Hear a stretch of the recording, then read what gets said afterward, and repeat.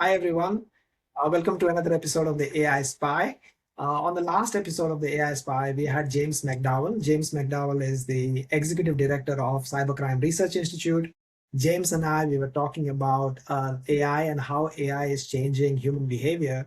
It's changing the way we communicate. It's changing the way we establish trust. It's changing how fraudsters can, monetize their operations. So it's a very fascinating episode. James brought in a lot of insights. If you haven't checked it out, I do recommend that you go listen to that episode. Now, on this show, we talk about technology a lot. We talk about AI. We talk about fraud modus operandi, fraud MOs. Very rarely do we talk about the other end of the wire, which is on. If you think about it, there are think of it as a shadowy industry that is operating in Southeast Asia, where people have been trafficked. People have been forced to work inside these compounds, and they're forced to execute. In many cases, they're forced to execute the very scams that we talk about, and we, as in the fraud industry, talk about. But not a lot of people that I know in the industry, in the domain of fraud prevention, who have been inside these compounds. Well, my next guest has been inside these compounds. She spent a lot of time there. So joining me today is Ling Li, currently a research fellow at University of Melbourne. Before that, she has spent a decade in law enforcement in China, investigating gender-based violence and human trafficking cases. She followed that with roles at ICRC, UNHCR, and the University of Liverpool's Modern Slavery Research Center. She's also the co-author of Scam, in co-author of this book, Scam, Southeast Asia, Inside Southeast Asia's Cybercrime Compounds. It was published by Verso Books in 2025. In my opinion, it's one of the most important books written on the subject. So, Ling, welcome to the show. I'm thrilled to have you, and please welcome to the show. Thank you so much for the introduction. Happy to be Great. here. So, Ling, I do one thing on my show always. I ask about the guest's origin story. Whoever works in fraud, scam prevention, there is a way that they get into it. And I was reading your story somewhere. You initially went into Cambodia to do research on bride trafficking, but then the scam compound somehow found you, and this has become more of your focus and work. So, how did that happen? Can you tell us about the origin story? Yeah, sure. So that was 2022. I was kind of in Cambodia for a research, but also holiday. Yes. And I was interviewing people trafficked to Middle East as a domestic worker and also to China as a bride. And I want to write a piece for actually that time University of Liverpool. And then I have the habit of, as a Chinese national, going to Chinese restaurant, talking to Chinese businessmen to wherever I go, just to understand what's the content and how the business like grow in that country. And then they start to find out that I work in the anti-human trafficking sector, and they were asking me that, oh, we actually get a lot of rescue requests from Chinese nationals. That was 2022, and they said the situation is quite bad. There are some girls got thrown out of the compound, and they have mental health issue. They are lingering around on the street, so that brought me into. I was surprised and then also very cautious. Like I always heard like Cambodians are trafficked outside of the country, but then I barely hear anything about Chinese traffic to Cambodia. Yeah. So I went to do my little investigation. I also met some girls on the street that victims, and then I figured out, wow, that's something bigger. So they have been telling me that since 2021 or even earlier, they were trafficked to Cambodia, or there are some other people to Myanmar, and then trapped inside the scam compound and forced to do scams to people. And once they refuse, there are violence against them. And so those girls were sexually abused and then thrown out of the compound if they really refuse to work. And then I was just feel, it's the first time I'm working with Chinese victims, and it hurt me using my mother tongue to do interviews. And there's not many NGOs, Chinese NGOs working on this issue. So that's why I decided to jump in and then link the victim to the more broader international society. So at that time, this scam compound, like forced criminality, doesn't catch any attention from international organizations. So basically, I did this case summary, and I use these cases to knock on each NGO I can find in Cambodia and ask them for help. And then I realized that there's not much support. So That's how it led to I decide to do my own NGO and form my own group and helping people. You said when the victims of the compound are let go, and even if it's a rescue, if you rescue someone up, the reintegration of that victim is extremely hard. There is fun. Like I come from I'm Indian background, and there is societal and family pressure as well, because once you've been involved, it might not be your fault, but that the societal pressure is so high that reintegrating that victim into normal society, into a new job or back into their families is very hard. Is that also something that you experienced when you met the victims? Definitely, definitely. So it depends a little bit on the country, but then in Asia, I think we have this huge stigma Yeah. of being a human trafficking victim, and then also have, especially those, many of the victims nowadays in scam compound are male, and it's so hard for them to tell their family that they went abroad to basically get some money to support the family, but then they failed to do that, and the family has to pay their ransom, and then they cannot admit to their neighbor or communities that they failed on this, and that's refuse to say Yeah. that they are victims. And so right now we are not only helping Chinese victims, we help like Indonesian, Philippines and Africans, like South American, basically people from everywhere. But then it's more like South Asian or Southeastern Asian people will come to us saying, Ling, I really cannot talk to my family about what happened. Can you please not contact me after I return? And I was Yeah. like, but I want to support you for like mental health or like anything financial empowerment. And then they were like, no, I don't want my family to know, and I don't want to think about it anymore. I just want to move on. Yeah. I think it's in our Asian upbringing, and there is a stigma around failure, so it makes sense.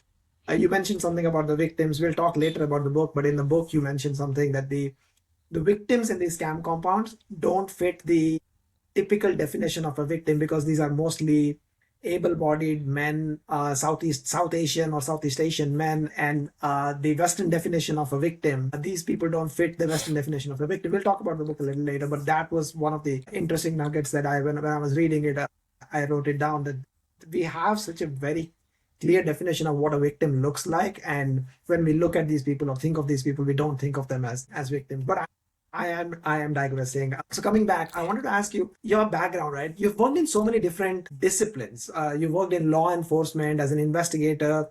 You worked as a detention delegate with the ICRC in Uganda, a consultant on modern slavery. So did that help you? Did that give you some perspective that if I were to work, I'm a technologist who works in fraud prevention. There could be a law enforcement officer who has been law enforcement. He has been trained on, they've been trained on topics of fraud and scam or trafficking, but they don't have other sort of experience. So how did your background really help you there? Or did it help you, and how did it help you if it did? Yeah, it absolutely helped me a lot. And then I kind of like changed my career path a little bit on purpose because I want to see the one thing from different perspective. And when we create this organization I'm working with, actually we inform like people from, not inform, like, I mean, like we recruit people from like money laundering background, researcher on like regional study and human trafficking specialist. So journalism. So we try to put people together because it's a global issue. It's so complicated. And then touch, like, as you said, technology, human exploitation, cross-border management. So one discipline cannot see things clear and solve this problem by one side. So I'm really appreciative of my background actually. So through this like job changing, I realized that law enforcement researcher, tech people, they even don't talk in the same language. And then when they see, for example, since you are from the tech and maybe finance part of Yeah. like, because of prevention, right? So if you're talking about money laundering, then we always talk about the statistics, how the bankers can use AI and then to detect like to how they can have a better machine AI model to counter like the KYC bypass, right? But then we are ignoring something about human being. So the whole system is sustained by human exploitation. So the money laundering part, we found that the domestic workers in like Hong Kong, Singapore, those like developed country, they are used by those scam centers. They were approached by them saying, oh, we can give you like $30 or $50 if you can give us the ID card or your bank account. They become the money mule without really knowing it, or they know it but then they want like a small money or quick money. And then are they victims? Are they perpetrators? Are they facilitators of the scam center? How we can label them? And then many of them, we got cases in Hong Kong that they give out their card and then the police arrest them and deport them because they're involved in some kind of crime activity and they have no idea of. So if we only talk about the banking and then the aesthetics and then we miss that part. Yes, and that's what's the most important, because it can happen to anyone. Yeah, and that's why I think the multidisciplinary team and then a multidisciplinary solution is the only way to crack down or to solve this problem. Excellent. So you did mention the victim offender complex. I'll get into that a little bit later when we talk about the book. But before I go into the book, I actually wanted to say congratulations. The multimedia series that you and Ivan published in the conversation on the Scam Factory just won the UTS Central News Media Prize.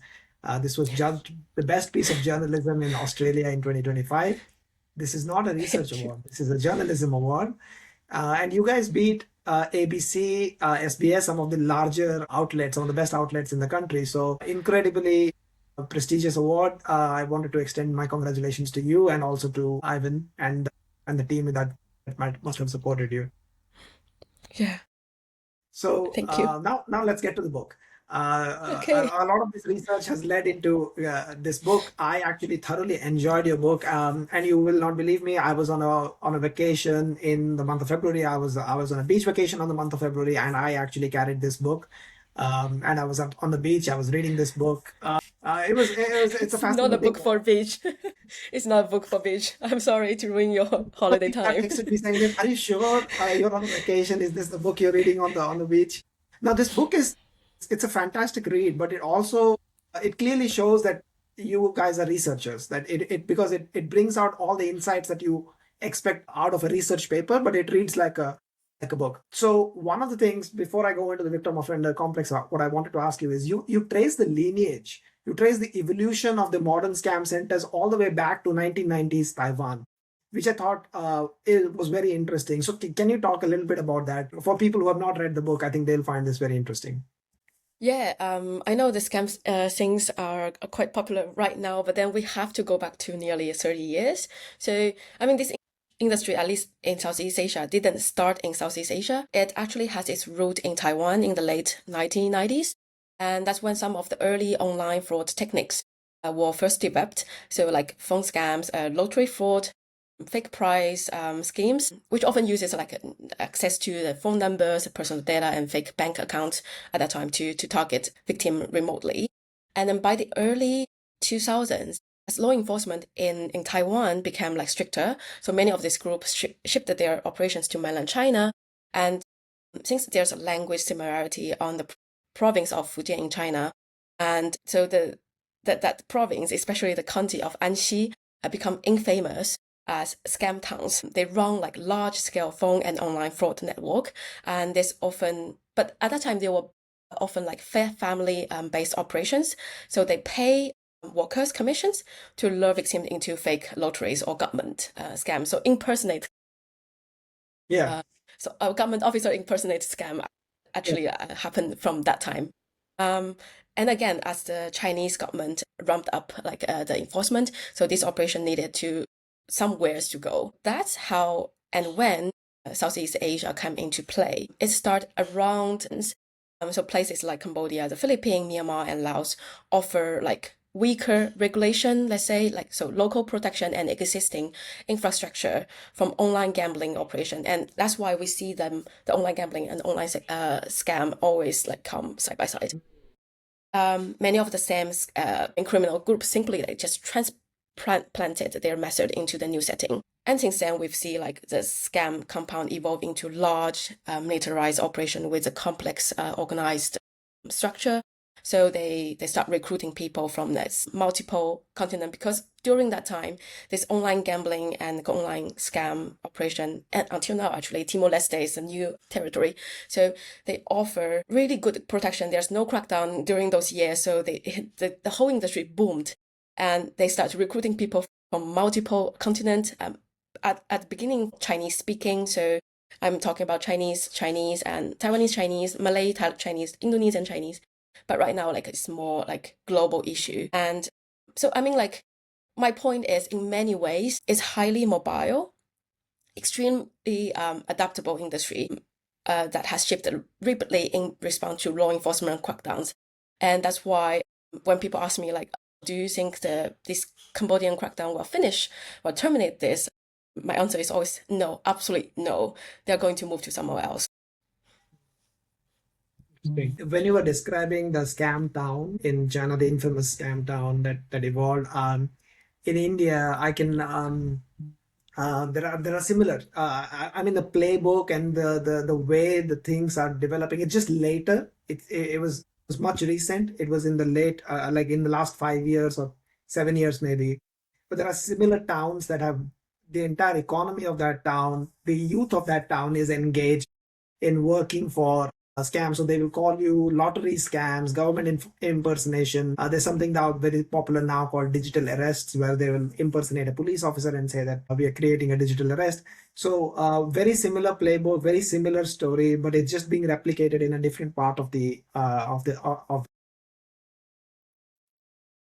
Yeah, we're actually worried about this of exchange of the technology and then the human beings and human resource among those clusters, because we have the West Africa, Nigerian province Yeah. as one cluster, right? And then we have Ukraine, Russian, India, and then Southeast Asia. And we do see people like Nigerians working as management and Indians managers in Southeast Asia and training the people. So it become really scary, like how those criminals are working with each other and getting the benefit. And when the others, like us, law enforcement, NGOs, prevention specialists like you, are working in silos.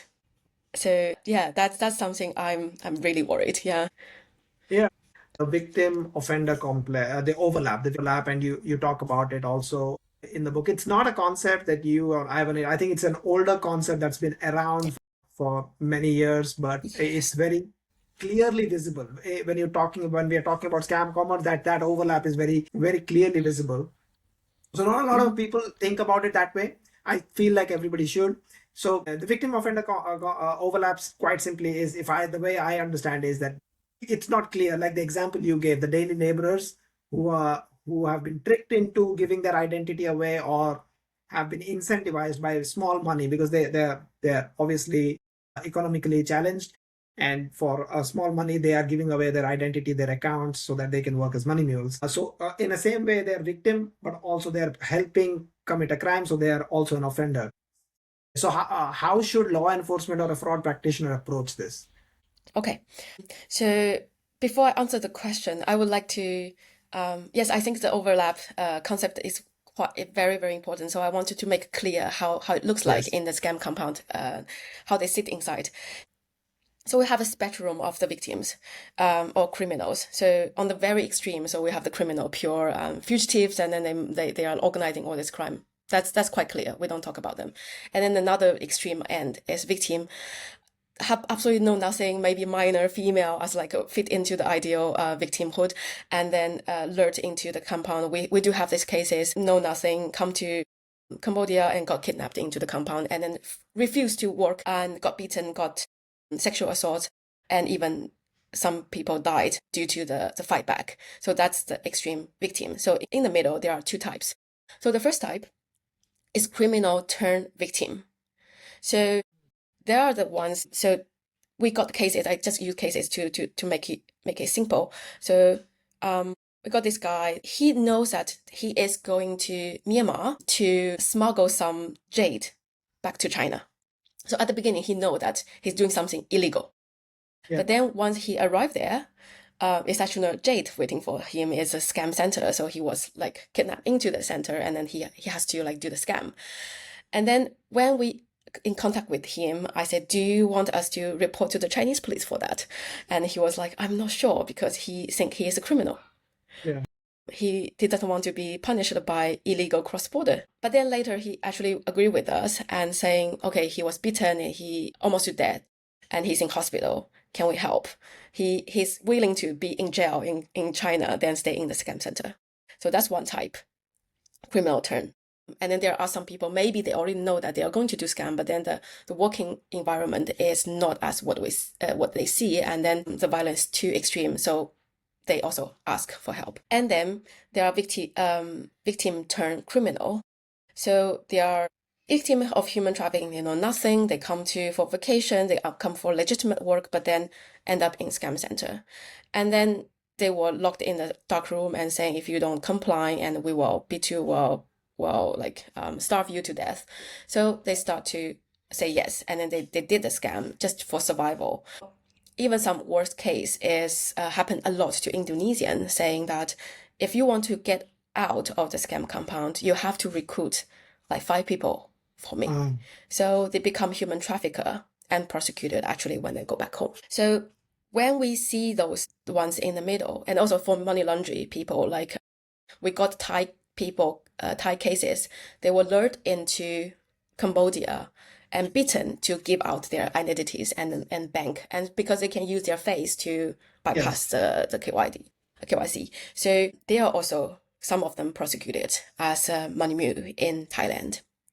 So all this in the middle, people always ask me, who are you going to rescue and how? And I remember like one Thai law enforcement, when he's doing an interview, he was asking me, I don't understand your work, and then how dare you can forget the scam victims in another side of the wild. And so I think my answer is I never forget them. I have many friends also a scam victim, and what I mean here is all the countries around here, we signed a convention for like against torture.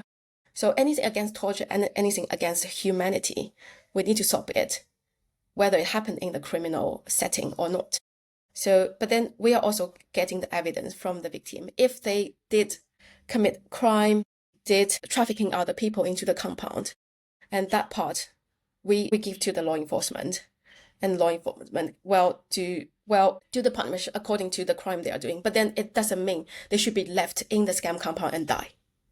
Right. So that's our logic, and then that's why we're pushing the victim identification. There's an indicator by UNODC, and then we're following that, and we try to also lobby to the different government to have a regional standard, that if we can, all the law enforcement understand this issue at the same level and then see the victimhood inside them, maybe they can, when they are prosecuting them for doing scam, they can consider this part and reduce the sentence, or even not put them in jail and then do the community service. So that's something we should work on, and not just simply see it as black and white and then just put them in jail, or it's not fair. It's destroy families. Yeah.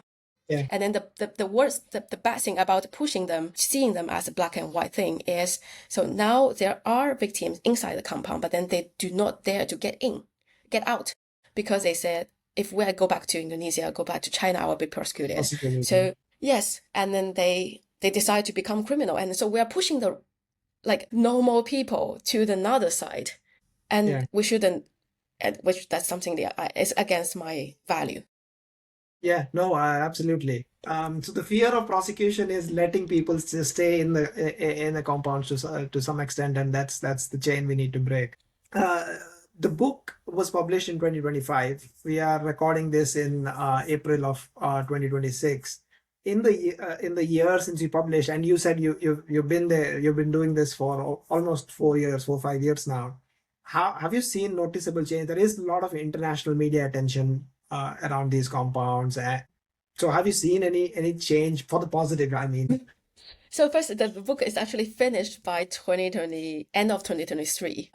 We tried to do some revision on 2024, so it's actually 2 years behind of what is post-writing phase, or 2 years. Okay. Yes. It concerns us because a lot of knowledge, a lot of things changed. The first thing is about AI. on before 2023, it's largely like the human scripts. Human are writing the scripts, and then for the scam centers to use, and also the language barrier, right? So it's mainly Chinese, and some Chinese can speak English. So the market, the scam victims they are targeting are mainly according to the language they speak inside the scam compound. Right now, changed AI. So what AI do is mainly three things inside the scam compound. The first thing is the language as a translator. So now they can reach to whatever the community. And then like, I know in India, so many languages are taught, but then like now there's no problem for scammers. They just have the English scripts and then they say, I want a language. I don't know, like they just like change it. Yeah. And then I know OpenAI just published like an article on by the end of February, and then they detect some scammers are very clear saying that I'm a scammer and I want to talk to this customer and how you can help me to convince, how you can help me to manipulate. Of course, not using this word, but then the idea is using the AI to facilitate them. That's one thing. And then the second thing is about AI model. So before we all know now, like there are men trying to pretend to be women, beautiful women, and targeting men for sextortion or like romance scam, right? But then they were like asked to video call. So are you a real person, right? And am I like really talking to a Russian beautiful girl? And so the AI face swapping is helping with that. So now like even as a Chinese, they have the technology to change my face completely to a Caucasian, and I can talk to whoever and then be whoever for the customers. So that's a changing game. And the third thing is, so it's about the prevention part. So before they have like these programmers inside to help them update the website, like phishing website, right? Right now they are the AI can help them. So the victim telling us every 2-3 months they are changing their website a little bit. So it's still Google or like a phishing Google and TikTok market, but then they are changing the domain, they're changing the set a little bit, just the programmers put it already in the AI and you change a little bit. So it make the law enforcement to detect those websites even more difficult. That's the third part. Yeah, the AI has been contributing. I want to end on an optimistic note. I want to give our listeners some kind of hope. So is there anything that gives you hope?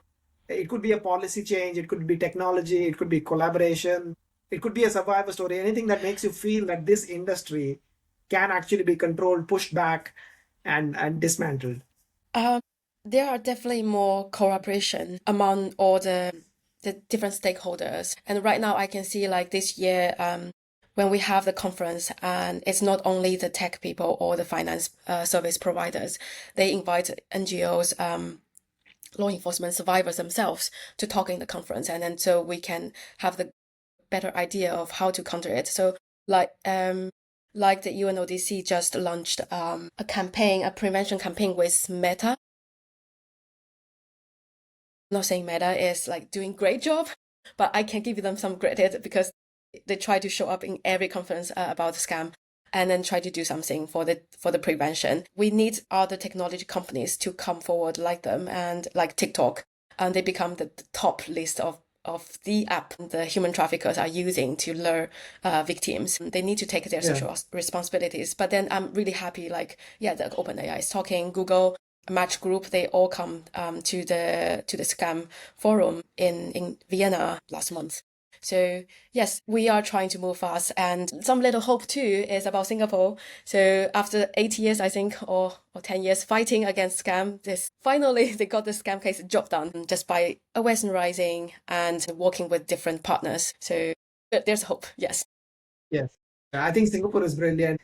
I was listening to at the conference at the UN conference in Vienna, the Singapore they presented, and I think that was a whole ecosystem, and it was brilliant, that presentation, and the way Singapore has tackled scams are definitely something to learn from. So Links, again, I want to thank you so much. Well, firstly, I want to say that the work you're doing is genuinely difficult work. Field work in these environments, working directly with survivors, building the body of research over the years. It takes something that most people don't have. It takes some kind of passion, some determination that most people just don't have. So I really want to commend you and thank you for that. But I also want to thank you today for taking time out. I know you just arrived back home, probably jet lagged. But thank you for taking time out this morning today to talk to me. Thank you so much.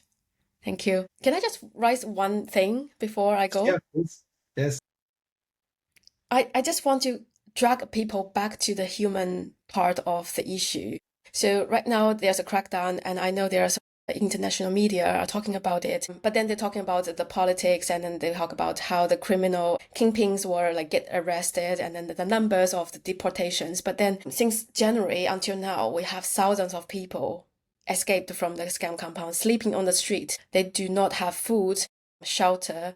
They do not have means to go back home. A lot of them we interviewed, they are heavily traumatized by what they experience. They need mental health support. But those things are not mentioned by big media or big organizations, even international organizations. They didn't like do any public statement about talking for those people, how we can manage them to go back. They are come from Africa, some South America. So yeah, again, back is just all the things sustain it. They are human beings, human exploitation. The whole industry is rely on that. And if we are missing that part, we're not going anywhere. And then we are again pushing. So those people are on the street. We are seeing them got approached by traffickers, and it's simple. Like, oh, you cannot go back to your country. No one's helping you. We can help. The scam compound can help you. You can work for us for free for 3 months, and then you can get your flight ticket and go back. And many people go back. The re-trafficking is happening, and we cannot lose that part of the war, being the good guy, but then doing the bad things. So that's also the message I really want to share. Absolutely. Very powerful. Like, fraud is not a technology problem. It's scams are not a technology problem or a financial problem. It's a human problem. And I think that really underscores and a very powerful, very relevant message. Again, Ling, thanks so much for taking time out and the work that you do. So everyone, that's a wrap on this episode. We'll be back again with another A-lister when there is a story worth telling. Thank you. Until then. Bye. Thank you.